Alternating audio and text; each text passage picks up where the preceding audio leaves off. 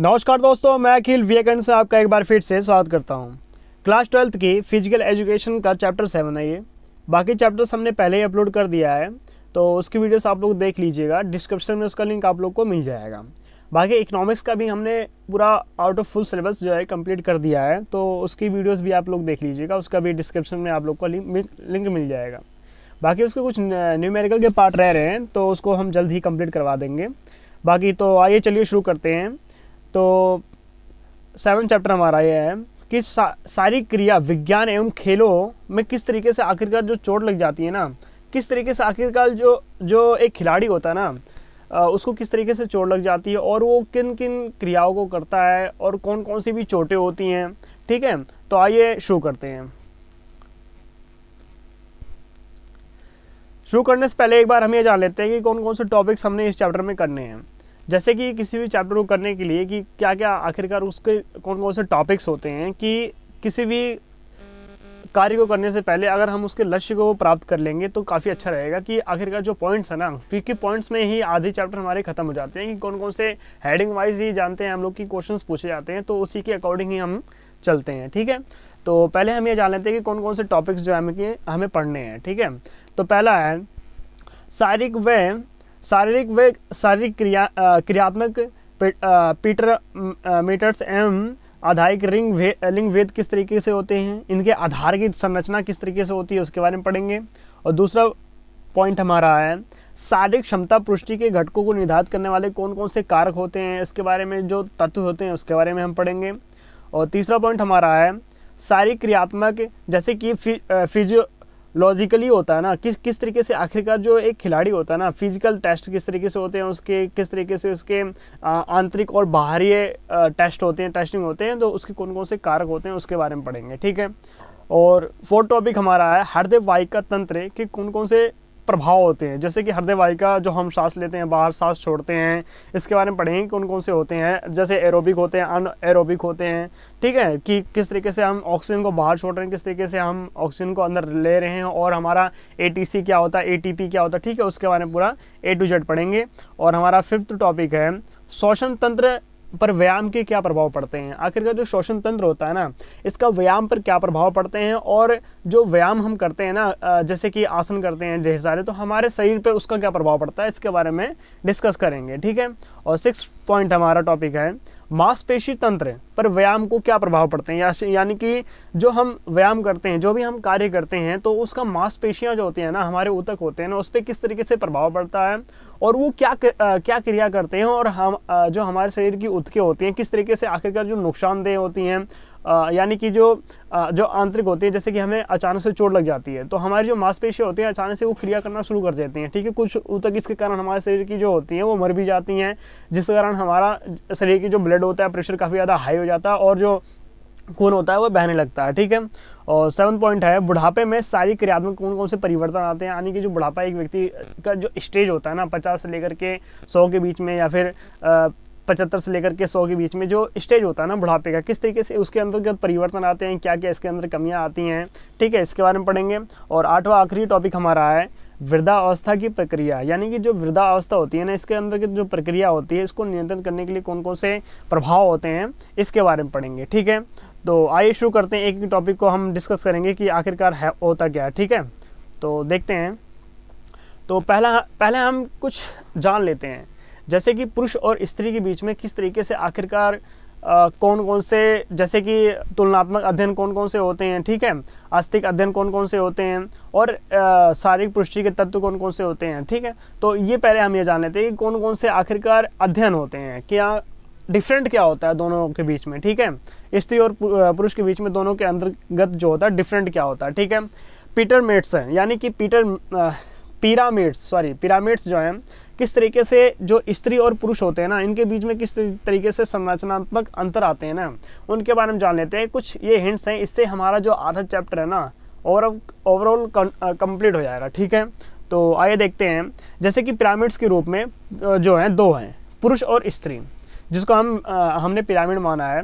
जैसे कि जो पुरुष होती है ना, इसकी ऊंचाई जो होती है ना काफ़ी ज़्यादा होती है महिलाओं के प्रति। आपने कई बार देखा होगा चलते हुए, कहीं से आपने शायद से आप लोग जो है कि दूसरों के प्रति अपने आप को भी देखते होंगे, हाँ उसकी हाइट थोड़ी बड़ी है, मेरी हाइट छोटी है, या फिर मेरी हाइट बड़ी है उससे उसके मुकाबले, ठीक है। तो किस तरीके से आखिरकार जो होती है दोनों के बीच के जो अंतर होते हैं ना, किसी न किसी तरीके से एक दूसरे से कहीं ना कहीं अलग ही दिखते हैं, अलग ही मतलब होते हैं, ठीक है। तो इसकी ऊंचाई जो होती है ना, जो पुरुष होती है उसकी काफ़ी ज़्यादा होती है, जो स्त्री होती है उसकी कम होती है, ठीक है। और बॉडी मास, यानी कि जो बॉडी मास होता है ना, ये पुरुष की काफ़ी ज़्यादा होती है। कभी भी आपने पुरुषों को देखा होगा तो उसकी बॉडी मास जो होती है एस्ट्रोजन के कारण होती है, ठीक है। टेस्टोस्टेरोन और एस्ट्रोएस्ट्रोजन जो होते हैं महिलाओं में पाई जाती हैं, और टेस्टोस्टेरोन जो होते हैं पुरुषों में पाए जाते हैं। मुख्य रूप से ये जो होते हैं ना, इनके हार्मोन्स के कारण ही ये क्रियाएं होती रहती हैं। जो पुरुषों में होते हैं ना, बॉडी मास जो होते हैं पुरुषों में काफ़ी ज़्यादा अधिक पाई जाती हैं। अपने आप को भी आपने कई पुरुषों के साथ में कंपेयर किया होगा कि हाँ उसकी बॉडी ज़्यादा है या फिर मेरी बॉडी ज़्यादा है, ठीक है। तो उसी तरीके से होता है, और स्त्री में होती है काफ़ी ज़्यादा कम पाई जाती है। और बॉडी मास, ये बॉडी वसा जो होती है ना, किस तरीके से होती है, ये पुरुषों में ज़्यादा पाई जाती है और महिलाओं में जो होती है कम पाई जाती है, ठीक है। और आगे देखते हैं, अगला हमारा पॉइंट है अस्थि संस्थान, यानी कि जो अस्थियां होती हैं ना, किस तरीके से, जैसे कि हड्डी हो गया, चेहरा हो गया, मुंह हो गया, नाक, आँख, कान, ये किस तरीके से होती हैं, इसके बारे में डिस्कस कर लेते हैं। जैसे कि सिर और चेहरा, यानी कि जो दो डिफाइंड है हमारा सिर और चेहरा। पुरुषों में ये काफ़ी ज़्यादा बड़ा पाया जाता है महिलाओं के प्रति, और महिलाओं में ये काफ़ी ज़्यादा छोटा होता है। जैसे कि अंग के रूप में मान लीजिए कि पेट हो गया, गुर्दा हो गया, लीवर, थायराइड ग्रंथि, ये जो हमारे आंतरिक जो होते हैं, तो ये आंतरिक जितने भी हमारे सिस्टम होते हैं आंतरिक के, ये पुरुषों में काफ़ी ज़्यादा छोटी होती है और महिलाओं में बड़ी पाई जाती है, ठीक है। क्योंकि कई बार आपने ना गर्भपात महिलाओं को भी देखा होगा कि किस तरीके से वो अपने जो होता है कि मतलब बच्चे को किस तरीके से वो पालती है, किस तरीके से रखती है, किस तरीके से उसके अंतर्गत जो होता है परिवर्तन आते हैं, नए नए क्रियाएँ होती हैं। तो महिलाओं के अंदर ये काफ़ी ज़्यादा बड़ा पाया जाता है और पुरुषों के अंदर काफ़ी ज़्यादा छोटा पाया जाता है, ठीक है। आगे देखते हैं, अगला हमारा पॉइंट है शारीरिक पुष्टि के तत्व, यानी कि जो शारीरिक रूप से किस तरीके से महिलाओं और पुरुषों के अंतर्गत ये क्रियाएं बदलती रहती हैं और कौन कौन सी होती रहती हैं, उसके बारे में देखते हैं, ठीक है।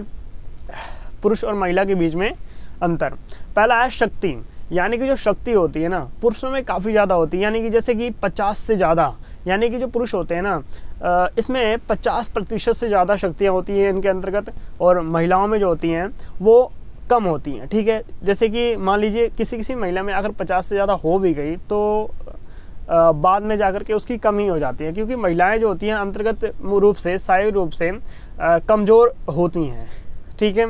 तो सहन क्षमता ज़्यादा होती है। जो पुरुष होते हैं, कई बार आपने देखा होगा कि जो क्रिया पुरुष नहीं कर पाते, जो क्रियाएं मतलब महिलाएं नहीं कर पाती, वो पुरुष तो कर ही लेते हैं, क्योंकि उनके अंतर्गत जो सहन क्षमता होती है ना काफ़ी ज़्यादा वृद्धि होती है उनका, और जो पुरुष होते हैं उनके अंतर्गत ज़्यादा होती है, और महिलाएं जो होती हैं उनके अंतर्गत बहुत ही ज़्यादा कम होती है सहन क्षमता।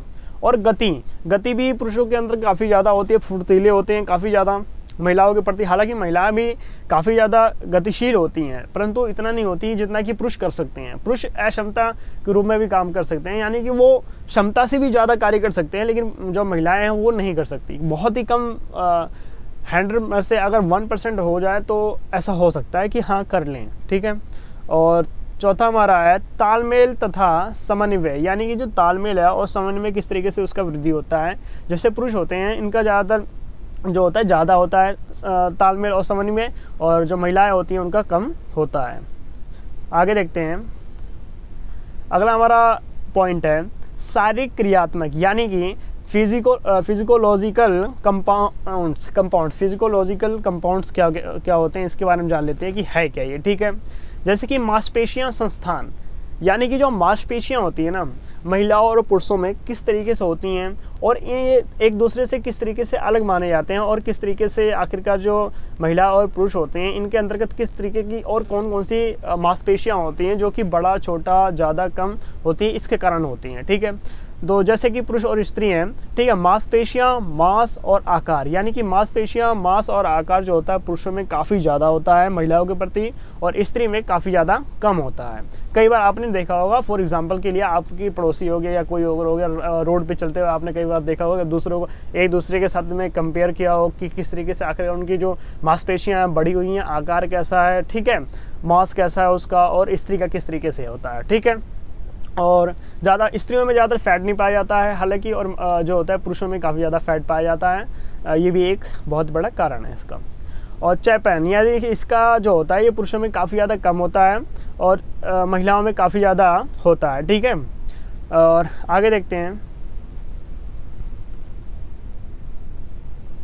दूसरा हमारा पॉइंट है परिसंचारण तंत्र। इसका अर्थ क्या है कि आखिरकार जो तंत्रिक तंत्र होते हैं, इसका अर्थ क्या है कि हमारे अभी तक तो मैंने ये बात किया है कि बाहरी तंत्र, आँख, नाक, कान, गला, मुंह, मोटापा एटसेट्रा, जो भी है ना मांसपेशियाँ होती हैं अंतर्गत, मोटा पतला हर एक चीज़ देखा।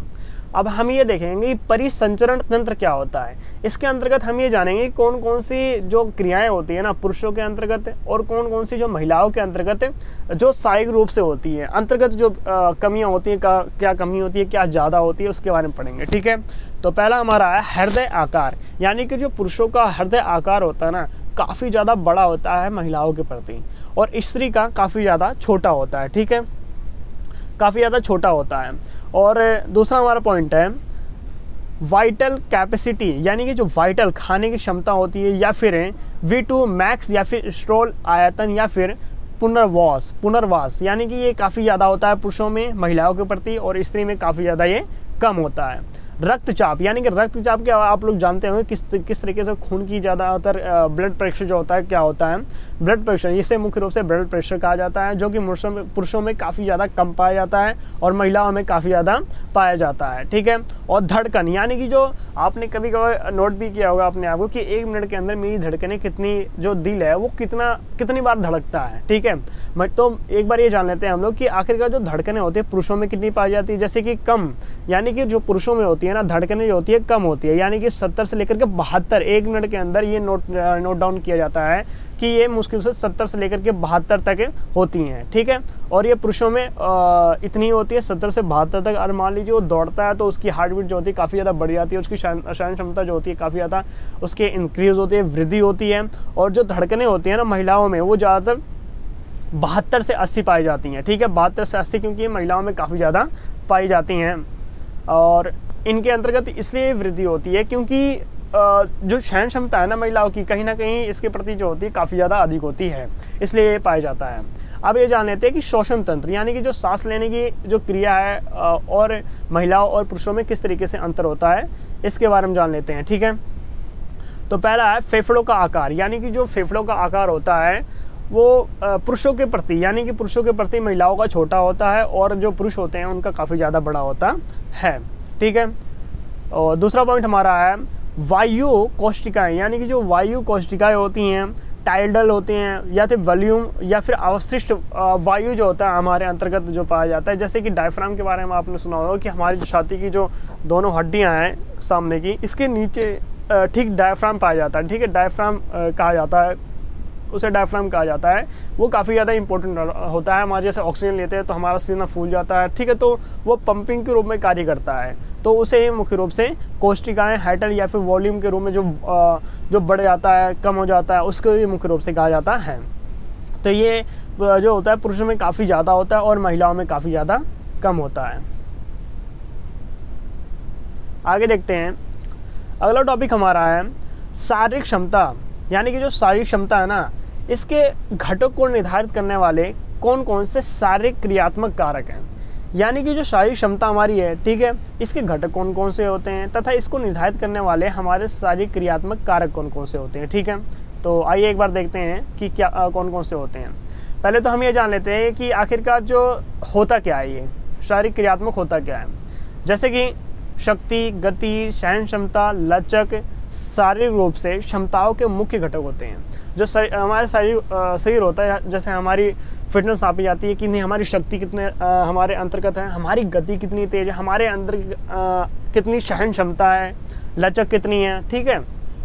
तो ये शरीर की क्षमता को नापने का प्रमुख एक घटक है। इसकी शक्ति को निर्धारित करने वाले जो कारक होते हैं ना, इसको चार्ट के रूप में दर्शाया गया है, जो पहले ही मैंने आप लोग को बता दिया है स्टार्टिंग में ही कि महिलाओं और पुरुषों में किस तरीके से आखिरकार जो अंतर है ना, कितना डिफरेंट पाया जाता है, कितना एक दूसरे से अलग होते हैं, किस तरीके से मांसपेशियों के रूप में और हृदय वाहिका के रूप में, आंतरिक रूप से, बाहरी रूप से, ठीक है। तो वो हर एक चीज़ पॉइंट मैंने बता दिया आपको। वो सिर्फ एक पॉइंट है वो याद करने वाला कि नोट डाउन की आखिरकार माइंड में इतना, हाँ बड़ा है, छोटा है, ये है, वो है, मोटा है, पतला है, किस तरीके से होता है उसके बारे में, ठीक है। तो ये हमारा पहला है शारीरिक क्षमता, यानी कि शारीरिक क्षमता में जान लेते हैं कि कौन कौन से होते हैं। जैसे कि शक्ति को निर्धारित करने वाले कौन कौन से कारक होते हैं। पहले जानते हैं कि होता क्या है शक्ति, ठीक है। शक्ति को निर्धारित करने वाले कौन कौन से कारक होते हैं, इसके बारे में पढ़ेंगे। तो पहला हमारा है, कुछ पॉइंट्स हैं, जैसे कि कुछ पॉइंट्स हैं ये शक्ति को निर्धारित करने वाले कौन कौन से कारक होते हैं। पहला है मांसपेशियों की मोटाई, यानी कि जो मांसपेशियां होती है ना, किस तरीके से आखिरकार मोटाई होती है उसके बारे में है। मांसपेशियों की संरचना, आकार किस तरीके से बनाया जाता है उसके बारे में है। और शरीर का भार, यानी कि जो शरीर का भार जो होता है इसमें शक्ति के रूप में, जैसे पुरुषों के प्रति महिलाओं का जो होता है काफ़ी ज़्यादा कम होता है और पुरुषों का काफ़ी ज़्यादा अधिक होता है, कई बार आपने देखा होगा फॉर एग्जाम्पल के लिए। और तंत्रिका आवेग की प्रबलता काफ़ी ज़्यादा इसके अंतर्गत बढ़ी हुई होती है, क्योंकि तंत्रिका जो मेरोरज्जु के रूप में काम करता है, मेरोरज्जु होता है जो कि हमारी जो सूचनाएं होती हैं एकत्रित रूप से हमारे माइंड तक पहुंचाता है। इससे ये मुख्य रूप से तंत्रिका आवेग की प्रबलता काफ़ी ज़्यादा वृद्धि होती है पुरुषों के अंतर्गत। और पांचवा हमारा मांसपेशियों को ऊतकों की आपूर्ति, यानी कि जो मांसपेशियां होती है ना काफ़ी ज़्यादा अधिक पाई जाती है पुरुषों में। और मांसपेशियों का तालमेल, यानी कि जो तालमेल है ना मांसपेशियों का, ये भी काफ़ी ज़्यादा वृद्धि होता है पुरुषों में। इसके अंतर्गत ये कुछ पॉइंट्स हैं। अब इन पॉइंट्स, कुछ ही पॉइंट्स को हम यहाँ पर डिस्कस करके बताते हैं, क्योंकि कुछ ही पॉइंट्स जो होते हैं काफ़ी ज़्यादा इंपॉर्टेंट होते हैं। उसी के अकॉर्डिंग ही हमने कुछ पॉइंट्स जो लिए हैं कि जो एग्ज़ाम के पॉइंट ऑफ व्यू से काफ़ी ज़्यादा इंपॉर्टेंट है। तो आइए देखते हैं। जैसे कि पहला पॉइंट हमारा मांसपेशियों की मोटाई, यानी कि इस डायग्राम से भी आप लोग समझ रहे हैं कि किस तरीके से आखिरकार जो मांसपेशियां हैं ना उनकी मोटाई कितनी ज़्यादा बढ़ जाती है महिलाओं के प्रति पुरुषों की, ठीक है। आपने कई बार देखा होगा, कई बहुत ही ज़्यादा मोटे हो जाते हैं, कई काफ़ी ज़्यादा फिट रहते हैं और कई काफ़ी ज़्यादा जो होते हैं एक हिसाब से मतलब मीडियम होते हैं और काफ़ी ज़्यादा उनके अंतर्गत जो होती है ना मांसपेशियाँ काफ़ी ज़्यादा पाई जाती हैं। ये था, ठीक है। तो ये जान लेते हैं कि आखिरकार जो मांसपेशियाँ होती हैं ना इनकी मोटाई होती कैसे है, ये है क्या, ठीक है। बड़ी तथा विशाल मांसपेशियाँ अधिक शक्ति उत्पन्न करती हैं। इसका अर्थ क्या है, जिस व्यक्ति के अंतर्गत अगर ज़्यादा मांसपेशियाँ हैं तो वो ज़्यादा शक्ति उसके अंतर्गत होती है, ज़्यादा शक्ति वो इंक्रीज कर सकता है, बढ़ा सकता है। पुरुषों की मांसपेशियाँ काफ़ी ज़्यादा बड़ी होती हैं, इसलिए वे शक्तिशाली होते हैं, ठीक है। और बाहर प्रशिक्षण की सहायता से मांसपेशियों के आकार को बढ़ाया जा सकता है, यानी कि जो जैसे कि कई उपकरणों का उपयोग करके, यानी कि जो अनेक प्रकार की जो दवाइयाँ होती हैं उनको खा करके हम अपनी मांसपेशी को बढ़ा सकते हैं। जैसे कि जिम में जाकर के हम अपनी मांसपेशी को और ज़्यादा इंक्रीज कर सकते हैं, बढ़ा सकते हैं, ठीक है। तो फॉर एग्जांपल यही था, बाकी आगे देखते हैं। दूसरा पॉइंट हमारा है जैसे कि गति को निर्धारित करने वाले कारक, यानी कि दूसरा पॉइंट हमारा है गति को निर्धारित करने वाले कौन कौन से कारक होते हैं, इसके बारे में डिस्कस कर लेते हैं। जैसे कि विस्फोटक शक्ति, आपने सुना होगा कि अचानक से किसी भी क्रिया को करने से जो होता है विस्फोटक शक्ति एक ही बार में उत्पन्न हो जाती है। जैसे कि यहाँ पर फॉर एग्जांपल के लिए मैंने डायग्राम रखा है मैरी कॉम का, ठीक है। मैरी कॉम के बारे में हालांकि आप लोग सभी जानते हो कि है कौन, ये किस तरीके से आखिरकार जो है इंडिया को गोल्ड मेडल दिलाया इन्होंने, ठीक है। इस बार हालांकि टोक्यो ओलंपिक हुआ था तो इसमें इन्होंने सिल्वर मेडल ही लाया था, ठीक है। बाकी आगे देखते हैं। विस्फोटक शक्ति जो है प्रत्येक 3 तथा विस्फोटक गतिविधियां हेतु विस्फोटक शक्ति होनी जरूरी होती है। जैसे कि फॉर एग्जांपल के लिए मुक्केबाजी में विस्फोटक शक्ति की कमी होगी तो वह मुक्केबाज में तेज पंच नहीं मार पाएगा। इसका अर्थ क्या है कि मान लीजिए मैरी कॉम के साथ किसी का लड़ाई होता है, ठीक है। तो किस तरीके से आखिरकार वो पंच मारते हैं, अगर वो हल्का पंच मारेंगे तो वो विस्फोटक के रूप में नहीं होगा, वो कम गति से होगा, ठीक है। तो वो खिलाड़ी जो होगा सामने उसके वो नहीं गिरेगा, लेकिन वो खिलाड़ी अगर विस्फोटक तरीके से उनको मारता है तो किस तरीके से आखिरकार वो गिर जाती हैं। उसके बाद में इसे मुख्य रूप से विस्फोटक कहा जाता है। मेन पॉइंट मेरा यही है कि विस्फोटक किसे कहते हैं, यानी कि जो खिलाड़ी मारते हैं ना किस तरीके से आखिरकार जो खिलाड़ी मुक्का कितना तेज मारते हैं, विस्फोटक एक ही तरीके से किस तरीके से आखिरकार जो मार देते हैं और उन्हें चोट लग जाता है अचानक से, उसे ये मुख्य रूप से विस्फोटक कहा जाता है। जैसे कि फॉर एग्जांपल के लिए यहाँ मुक्केबाज का लिया है हमने, ठीक है। इसके अतिरिक्त विस्फोटक शक्ति मांसपेशियों संरचना आकार तथा समाज से भी निर्भर करती हैं कि किस तरीके से हमारा समाज है और कैसे हम उसके प्रति कार्य करते हैं। आगे देखते हैं, अगला टॉपिक हमारा है तंत्रिका तंत्र की गतिशीलता। यानी कि जो तंत्रिका तंत्र की गतिशीलता होती है ना, ये है क्या, इसके बारे में बताते हैं। इससे हमारी तंत्रिका तंत्र की गतिशीलता काफ़ी ज़्यादा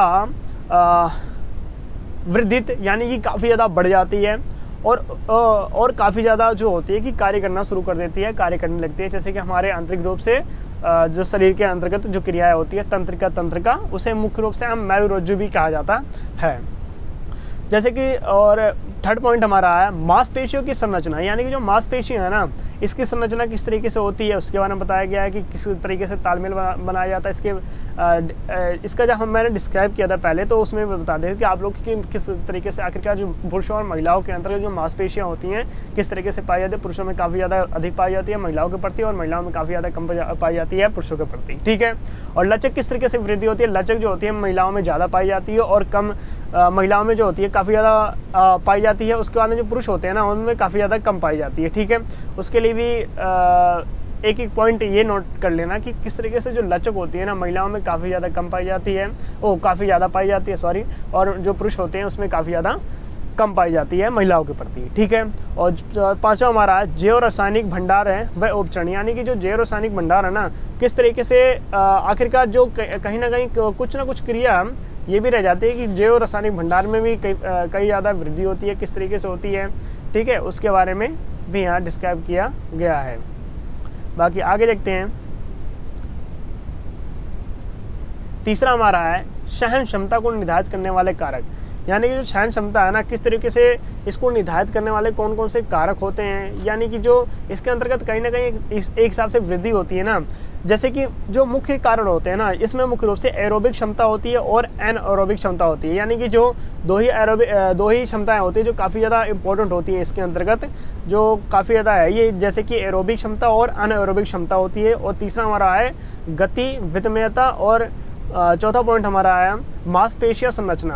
पहले तो हम ये दोनों को पढ़ेंगे, आखिरकार जो एरोबिक क्षमता होती है और एनाएरोबिक क्षमता होती है। जैसे कि मैं आपको ऐसे बता दूं, फिर आपको रिटर्न के रूप में दिखाऊंगा। जैसे कि चलिए देख लेते हैं होता क्या है, ठीक है।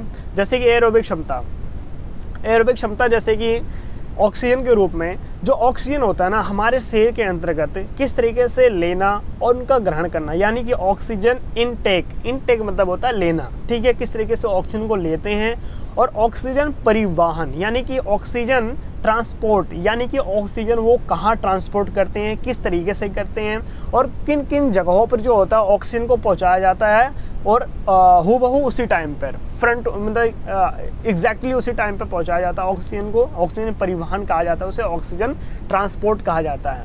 इसके अलावा ऑक्सीजन अंतःग्रहण, इसका अर्थ क्या है कि ऑक्सीजन जो होता है ना, ये अपटेक करता है, यानी कि ऑक्सीजन ग्रहण करता है, फिर उसके बाद में हमारे शरीर के अंतर्गत ऑक्सीजन जाता है, फिर उसी तरीके से रिएक्टेड होकर के कार्बन डाइऑक्साइड जो होता है काफ़ी ज़्यादा तरीके से, काफ़ी ज़्यादा अच्छे तरीके से जो होता है बाहर निकल जाता है, ठीक है। तो ऑक्सीजन को लेना, ग्रहण करना, ऑक्सीजन परिवहन के रूप में, ऑक्सीजन अंतःग्रहण ऊर्जा के रूप में काम करते हैं। जैसे कि एनर्जी रिसर्विस के रूप में, भंडारण के रूप में कार्य करते हैं, और इसे एरोबिक क्षमता कहा जाता है, एरोबिक क्षमता के रूप में कार्य करते हैं, इसे ही एरोबिक क्षमता कहा जाता है।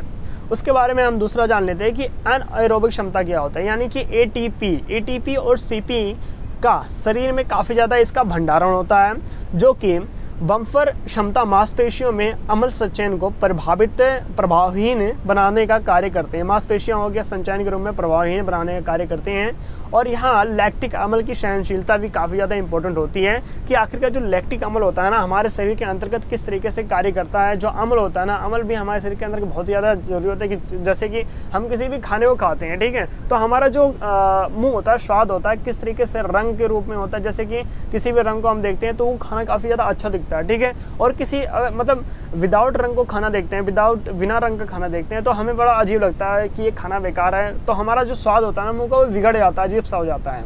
तो एक हिसाब से स्वाद यौगिक खाना कौन सा, रंग यौगिक कौन सा, ये पहले मैंने बता दिया आपको थर्ड चैप्टर में, ठीक है। तो वहाँ से आप देख लेना कि रंग यौगिक खाना कौन सा होता है और वैविक के रूप में किस तरीके से होता है। वो सब है, ठीक है। अब यहाँ पे एनारोबिक क्षमता है, तो किस तरीके से जो होता है और बीटो मैक्स जो होता है, यहाँ ऑक्सीजन की वह मात्रा होती है जो सक्रिय मांसपेशियाँ व्यायाम के दौरान 1 मिनट में प्रयोग में लाई जाती है। इसका अर्थ क्या है कि एटीपी और सीपी का शारीरिक रूप से भंडार होता है, पहला पॉइंट। दूसरा पॉइंट, हमारा मांसपेशियाँ जो होती हैं काफ़ी ज़्यादा हमारे अंतर्गत प्रभावहीन के रूप में बनाने का कार्य करती हैं। और तीसरा पॉइंट हमारा लैक्टिक अम्ल की सहनशीलता, यानी जो लैक्टिक अम्ल की सहनशीलता है ना, उसमें काफ़ी ज़्यादा वृद्धि होती है। और चौथा पॉइंट हमारा है, यहाँ मांसपेशियाँ जो होती है व्यायाम के रूप में व्यायाम के दौरान 1 मिनट में प्रयोग में लाई जाती हैं। इसका अर्थ क्या है कि जैसे 1 मिनट के अंतर्गत हम किसी प्रकार का व्यायाम करते हैं, किसी प्रकार का आसन करते हैं, बैठते हैं, कुछ भी करते हैं, तो उसके दौरान 1 मिनट में जो हमारी मांसपेशियाँ होती हैं ना, उसके दौरान उसी के अंतर्गत ढाल लेता है, उसी के अकॉर्डिंग ही वो क्रिया करते रहते हैं, चलती रहती हैं। इसे मुख्य रूप से एनारोबिक क्षमता कहा जाता है। आगे देखते हैं, लचक को निर्धारित करने वाले कौन कौन से कारक होते हैं। यानी कि जो लचक होते हैं ना, उसको निर्धारित करने वाले कौन कौन से कारक होते हैं, इसके बारे में जान लेते हैं, ठीक है। तो पहला है जोड़ों की बनावट, यानी कि जो जोड़े होती है ना, किस तरीके से आखिरकार इनकी बनावट की जाती है। जैसे कि यहाँ कुछ पॉइंट्स हैं। जो पहला है, जैसे कि मान लीजिए कि जोड़े जो होती है ना, मानव शरीर में कई प्रकार के जो जोड़े होती हैं, ठीक है। जैसे कि कुछ जोड़े जो होती है काफ़ी ज़्यादा मजबूत होती हैं, और कुछ जोड़े काफ़ी ज़्यादा गतिशील होती हैं, क्षमता के रूप में होती है। जैसे कि हमारे पैरों की जो हड्डियाँ होती हैं, जो जोड़े होते हैं, कार्टिलेज के रूप में जुड़ा हुआ होता है इसे। तो किस तरीके से आखिरकार जो कार्टिलेज होता है ना, एक दूसरे की पैरों के टांगों के बीच में, जैसे कि टांग आपकी किस तरीके से मुड़ती है, तो यहाँ पर जो कार्टिलेज होता है ना, तो जुड़ा हुआ होता है, इसे मुख्य रूप से कार्टिलेज कहा जाता है। और जो जोड़ों की बनावटें होती है ना, इसी स्ट्रक्चर्स के हिसाब से उसको बनाया जाता है कि वो जो कार्टिलेज होता है ना, घिसे ना, और किस तरीके से जो है कि उसमें उसके अंतर्गत जो वृद्धि की जा सके, और उसके अंतर्गत मान लीजिए किसी प्रकार का बल भी रखता है, तो वो घुटने के जोड़े, जो घुटने की जोड़े होती हैं ना, उसके अपेक्षा काफ़ी ज़्यादा कार्य कर सकता है, काफ़ी ज़्यादा उसके अंतर्गत जो है कि क्रिया के रूप में कार्य कर सकता है, ताकि उसके जो जोड़े हैं वो बनावट के रूप में उसी के हिसाब से कार्य कर सकें, उसको वो टूटे ना, ठीक है। और दूसरा है लिगामेंट्स, यानी कि जो लिगामेंट्स होते हैं ना, किस तरीके से होते हैं, जो जैसे कि एक दूसरे से जुड़े हुए होते हैं, इसे मुख्य रूप से लिगामेंट्स कहा जाता है। और तीसरा है मांसपेशियों का खिंचाव, यानी कि जो मांसपेशियाँ होती है ना, इनके अंतर्गत किस तरीके से शक्ति होती है, मांसपेशियों का खिंचाव शक्ति। जैसे कि मान लीजिए जो मांसपेशियाँ होती हैं, मांसपेशियों में मुख्य रूप से शक्ति एक न्यूनतम स्तर का होना आवश्यक होता है। कि आखिरकार जो मांसपेशियाँ है ना, मान लीजिए आपके हाथ को कोई खींच रहा है, तो वो जो मांसपेशियाँ है ना, मांसपेशियों का भी फटना होता है, मांसपेशियाँ भी फट जाती हैं, तो उसके अंतर्गत भी काफ़ी ज़्यादा नुकसान होता है, ठीक है। और इसमें आवश्यकता होती है, तो बाहरी बल का भी काफ़ी ज़्यादा इसके विरोध होता है कि बाहरी बल ज़्यादा हमारे जो मांसपेशियाँ होती हैं उसको खिंचाव ना करें। समन्वय किस तरीके से बनाया जाता है, ठीक है।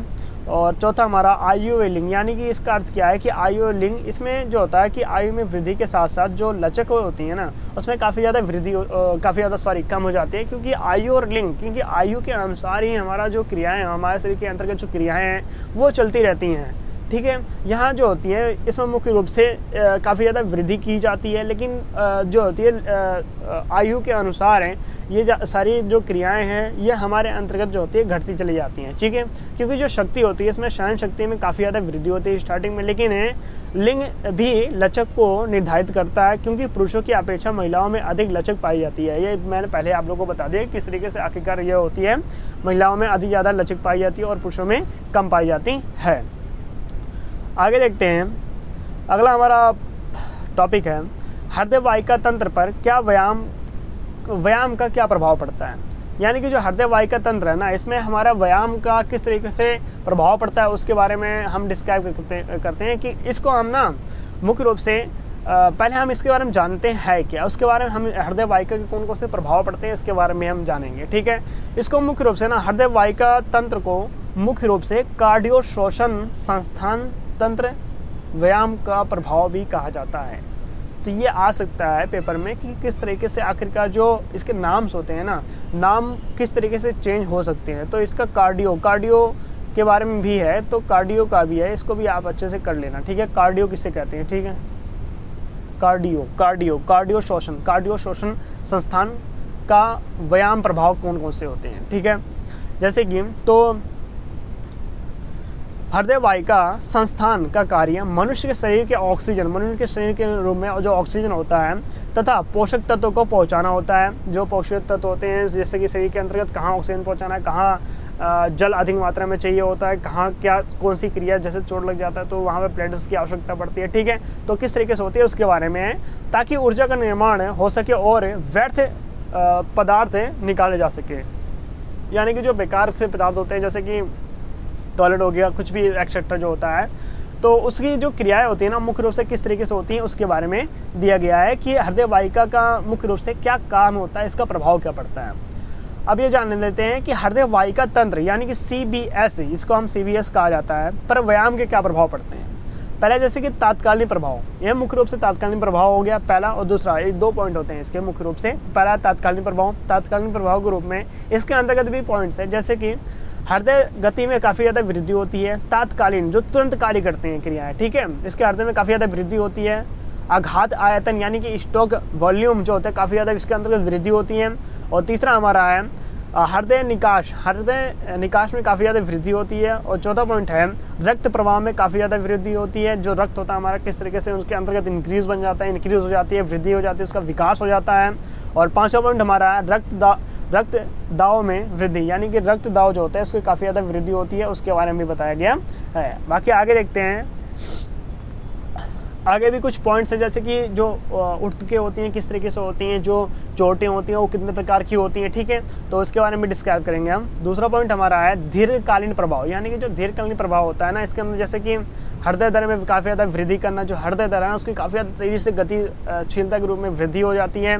और आघात आयतन व निकास में काफ़ी ज़्यादा वृद्धि होना।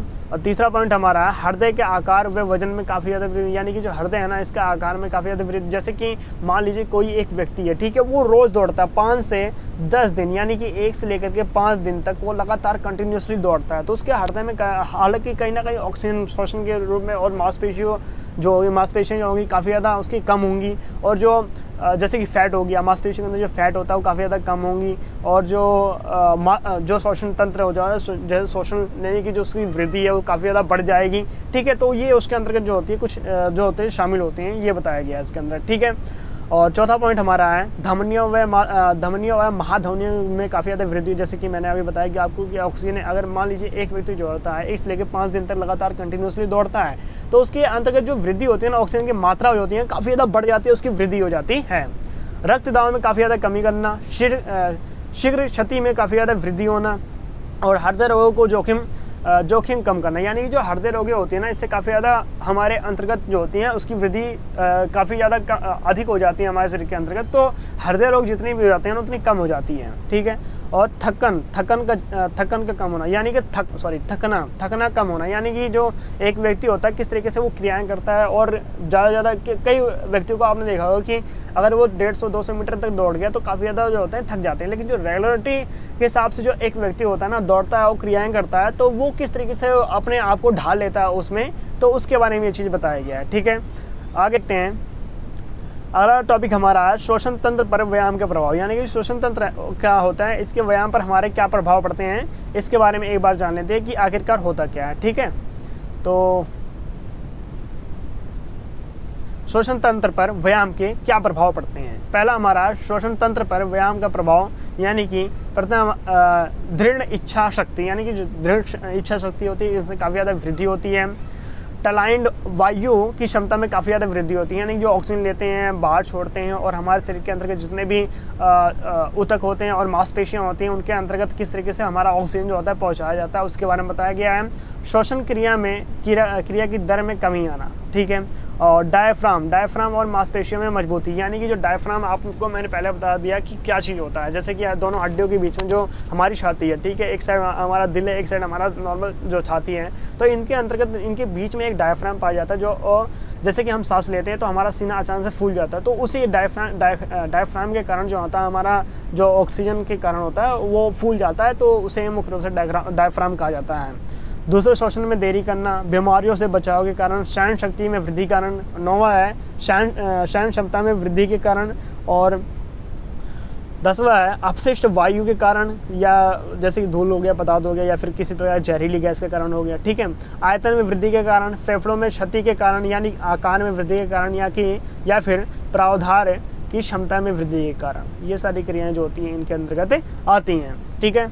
आगे देखते हैं, अगला टॉपिक हमारा है व्यायाम का मांसपेशी तंत्र पर प्रभाव, यानी कि जो व्यायाम होता है ना किस तरीके से होता है और उसका हमारे मांसपेशियों पे किस तरीके से जिसका प्रभाव पड़ता है, ठीक है। इसको दूसरा क्वेश्चन भी ऐसे बनाया जा सकता है कि जो मांसपेशियाँ होती है ना उसके संस्थान पर व्यायाम के क्या प्रभाव है।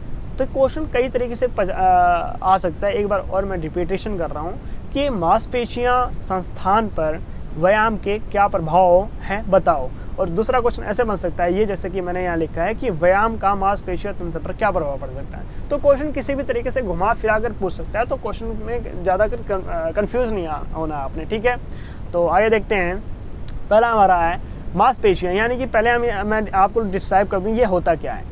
जैसे कि जो मांसपेशियाँ होती हैं ना, यह हमारे जो मांसपेशियाँ होती हैं इसकी आकृति काफ़ी ज़्यादा मजबूत होती है, और यह हमारे मांसपेशियाँ जो होती हैं काफ़ी ज़्यादा एक हिसाब से काफ़ी ज़्यादा मोटापे के रूप में जो होती है कम होती हैं, और हमारे शरीर का जो एक्स्ट्रा मार्क्स होता है ना वो ख़त्म हो जाता है, और हमारे शरीर के मांसपेशियों का आकार होता है काफ़ी ज़्यादा बड़ा होता है, और हमारी मांसपेशियाँ काफ़ी ज़्यादा मजबूत भी होती हैं, और हमारा जो स्टेमिना होता है ना काफ़ी ज़्यादा इसके अंदर जो होता है बढ़ जाता है, वृद्धि हो जाता है। उसके बारे में बताया गया, जैसे कि पहला पॉइंट है हमारा मांसपेशियों काफ़ी ज़्यादा आकार बढ़ जाता है। दूसरा पॉइंट है कंकाल पेशियों में अधिक वृद्धि के रूप में वृद्धि हो जाती है उसका। तीसरा पॉइंट है मांसपेशियों की अधिक ऊर्जा के रूप में आपूर्ति की जाती है।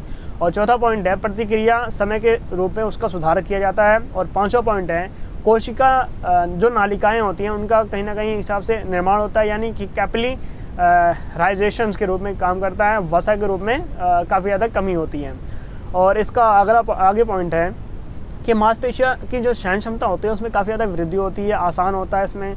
अतिरिक्त वसा के रूप में काफ़ी ज़्यादा नियंत्रण होता है, थकान जो होती है उसमें देरी होती है, और खाद्य भंडार में काफ़ी ज़्यादा वृद्धि होती है। और आखिरी पॉइंट हमारा है शक्ति तथा गति जो होती है काफ़ी ज़्यादा इसके अंतर्गत वृद्धि होती है हमारे मांसपेशियों के अंतर्गत जो सारी क्रियाएँ होती हैं। आगे देखते हैं, अगला टॉपिक हमारा है चोटें, यानी कि चोटें कितने प्रकार की होती हैं तथा कौन कौन सी चोटें होती हैं, इसके बारे में डिस्क्राइब करते हैं कि आखिरकार जो चोटें होती हैं वो कौन कौन सी होती हैं।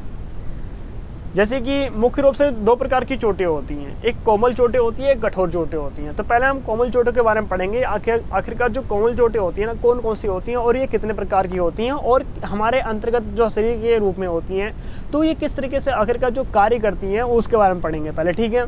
तो पहला हमारा रगड़, यानी कि जो रगड़ है ना, रगड़ घिसाव या फिर रगड़ या फिर हमारी छाती, हाथ, टांग कहीं भी रगड़ जाता है तो कैसा हमें अनुभव कैसा फील होता है और किस तरीके का हमें पेन होता है, तो उसके बारे में यहाँ बताया गया है, ठीक है। जो रगड़ यानी कि शरीर की जो क्रिया होती है ना करते समय जब त्वचा किसी खुरदरी सतह के संपर्क में आ जाता है जिसके कारण त्वचा की ऊपरी सतह पर घर्षण हो जाता है, इसे मुख्य रूप से रगड़ कहा जाता है। बस इतना ही पॉइंट है इसमें। और दूसरा हमारा है गुम चोट, यानी कि जो गुम चोटें यानी कि याददाश्त गायब हो जाना या आंतरिक चोटें होती हैं मुख्य रूप से, उसे गुम चोटें कहा जाता है। यानी कि किसी खेल उपकरण के दौरान से प्रत्यक्ष रूप से टकराने के कारण यहाँ चोटें लग जाती हैं, जैसे कि मुक्केबाजी, कुश्ती आदि के अंदरूनी चोटें होती हैं, इसे मुख्य रूप से गुम चोटें कहा जाता है, जो कि अंदरूनी काफ़ी ज़्यादा चोटें होती हैं, इसे मुख्य रूप से कहा जाता है। तीसरा पॉइंट है मोच, यानी कि अस्थि रज्जु या अस्थि रज्जु में खिंचाव के कारण, फट जाने के कारण या फिर मोच लग जाती है। अस्थि रज्जु के वे उतार होते हैं जो हड्डियों में जोड़ों के आंतरिक रूप में कार्य करते हैं, इसे मुख्य रूप से मोचे कहा जाता है। किसी भी तरीके से आपने देखा जैसे कि जो पैर हमारा मुड़ जाता है, कभी मोच आ जाता है, तो जो वहाँ की मांसपेशी जो है काफ़ी ज़्यादा फट जाती है, ठीक है। हालांकि आपके जीवन में कभी ऐसा हुआ हो कि आपको उस चीज़ का अनुभव कर सको, ठीक है। तो जो पैर होता है वो काफ़ी ज़्यादा जो होता है फट जाता है, या फिर हमें ऐसा अनुभव लगता है कि हाँ हमारी जो मांसपेशियाँ फट गई हैं और हमें मोच आ गया है, तो उसका हम सिकाव करते हैं, जो बाद में उसके अंदर उसके अच्छे से मालिश करते हैं, ओबिन जो भी मतलब आपको लगता है कि ऐसा जेल वेल लगाते हैं ताकि हमारा जो कोशिकाएं हैं वो अंतर्गत उसके सही हो सकें और जो मांसपेशी फटा है वो सही हो सके, इसलिए हम उस क्रिया को करते हैं, ठीक है। तो आगे देखते हैं, दूसरा पॉइंट हमारा है कि आखिर जो कठोर ऊतक की चोटें कौन कौन सी होती हैं, कि कठोर जैसे कि अभी हमने कोमल ऊतक की चोटें पढ़ी, ठीक है। अब कठोर ऊतक की चोटें कौन कौन सी होती है इसके बारे में जान लेते हैं। अस्थिभंग किसे कहते हैं, यानी कि जो अस्थिभंग होती है ना, इसके अंतर्गत किसी कौन क्या क्या होती हैं। जब किसी गहरे आघात के कारण हड्डी टूट जाती है तो उसे दिशा के रूप में फ्रैक्चर आ जाता है, तो इसे अस्थिभंग के रूप में कहा जाता है। यानी कि अस्थिभंग जो होता है मुख्य रूप से जिसकी हड्डी टूट गई उसे मुख्य रूप से अस्थिभंग कहा गया है। यही पॉइंट है इसका। कच्चा अस्थिभंग, यानी कच्चा अस्थिभंग मुख्य रूप से छोटे बच्चों के अंतर्गत पाई जाती है। फॉर एग्जांपल के लिए, जैसे कि छोटा बच्चा है, उसको कहीं चोट लग जाती है तो किस तरीके से वो अपने आप को उसमें ढालता है और रोने लगता है, सिंपल सी बात है। कच्चा अस्थिभंग यानी कि यहाँ मुख्य रूप से बच्चों में काफ़ी ज़्यादा अधिक पाया जाता है, जैसे कि दबाव पड़ने के कारण ही मात्रा में अधिक ज़्यादा अस्थिभंग मुड़ जाती है और बच्चों की हड्डियाँ जो होती हैं काफ़ी ज़्यादा कोमल हो जाती हैं। इसलिए इसे मुख्य रूप से कच्चा अस्थिभंग के रूप में जाना जाता है, जो कि छोटे बच्चों में पाया जाता है। ठीक है, आगे देखते हैं। अगला हमारा है फर्स्ट एड, यानी कि फर्स्ट एड के बारे में अब तो आप लोग सभी जानते होंगे, कभी ना कभी तो यूज़ किया होगा कि फर्स्ट एड है क्या। ठीक है, कि आखिर का जो हमारा फर्स्ट एड है ये है क्या, किस तरीके से जो फर्स्ट एड है उसका कार्य क्या होता है। फॉर एग्जांपल के लिए, जैसे कि मान लीजिए किसी भी व्यक्ति का एक्सीडेंट हो जाता है, उस दौरान जो आप क्रिया करते हैं ना, सबसे पहले जो क्रिया करते हैं ना उसे ही मुख्य रूप से फर्स्ट एड कहा जाता है। उसके दौरान आप कोई भी प्रक्रिया उसको बचाने के लिए कर सकते हैं, जैसे कि किसी व्यक्ति का एक्सीडेंट हो गया, उसको खून बह रहा है तो कपड़ा बांध देना, फर्स्ट एड लेके आना, फटाफट रुई लेके हर एक चीज़ बांध देना, ठीक है, ताकि जो उसका ब्लड है कम से कम निकल सके। ठीक है, तो फर्स्ट एड कहीं ना कहीं आपने देखा भी होगा और किया भी होगा शायद। ठीक है, जीवन में कभी ना कभी तो यूज़ किया ही होगा। फर्स्ट एड किसे कहते हैं? फर्स्ट एड किसी भी दुर्घटना में किसी मरीज को डॉक्टर के पास ले जाने से सबसे पहले देखभाल करना ताकि इनसे उसकी जान बचाई जा सके और प्राथमिक उपचार दिया जा सके, यानी कि उसको एक प्राथमिक उपचार दिया जा सके, हाँ जी ये आप की क्रिया कीजिए। ठीक है, इससे कि फर्स्ट एड कहा जाता है, इसे मुख्य रूप से फर्स्ट एड कहा जाता है, क्योंकि फर्स्ट एड की मुख्य रूप से यही सबसे बड़ी क्रिया होती है कि किसी भी मरीज को डॉक्टर से ले जाने से पहले उस क्रिया को करना, ताकि कुछ देर तक उसकी जान और बचाई जा सके और डॉक्टर के पास ले जा करके उसकी पूरी जान बचाई जा सके। इसे मुख्य रूप से फर्स्ट एड कहा जाता है। आगे देखते हैं। तो हमारा जो टॉपिक है यहाँ पूरी तरीके से जो चैप्टर है हमारा कंप्लीट हो गया है। आई होप आपको वीडियो अच्छे से समझ आया हो। अगर किसी भी तरीके का डाउट हो कमेंट करके हमें ज़रूर बताना है कि आपको किस तरीके का डाउट है, कैसा है। और आने वाली वीडियो में हम ये भी जानेंगे कौन कौन से काफ़ी ज़्यादा इंपॉर्टेंट क्वेश्चंस भी हैं, क्योंकि आपका पेपर जो है अगले 10 मार्च को शायद पेपर है इसका। तो हम कोशिश करेंगे कि पूरा आप लोग को सिलेबस करवा दें जितना भी है कंप्लीट। मुझसे 3 चैप्टर और रह रहा है, तो आई होप वो भी हम जल्द ही ख़त्म करवा देंगे। बाकी माइक्रो इकोनॉमिक्स और इंडियन इकोनॉमिक्स का हिंदी मीडियम में आपको सभी चैप्टर्स जो हैं उपलब्ध हैं, वो भी हमने पहले करवा दिया आप लोग को। ठीक है, तो बाकी डिस्क्रिप्शन में उसका लिंक आप लोग को मिल जाएगा। और जितने भी चैप्टर्स हमारे फिजिकल एजुकेशन के भी हो चुके हैं तो उसके भी डिस्क्रिप्शन में आप लोग को लिंक मिल जाएगा। आई होप आपको वीडियो अच्छे से समझ आया हो। कमेंट करके जरूर बताना कि वीडियो किस तरीके से लगा, कैसा था। और अब मैं आपसे अगली वीडियो में मिलूँगा, तब तक के लिए जय हिंद, जय भारत।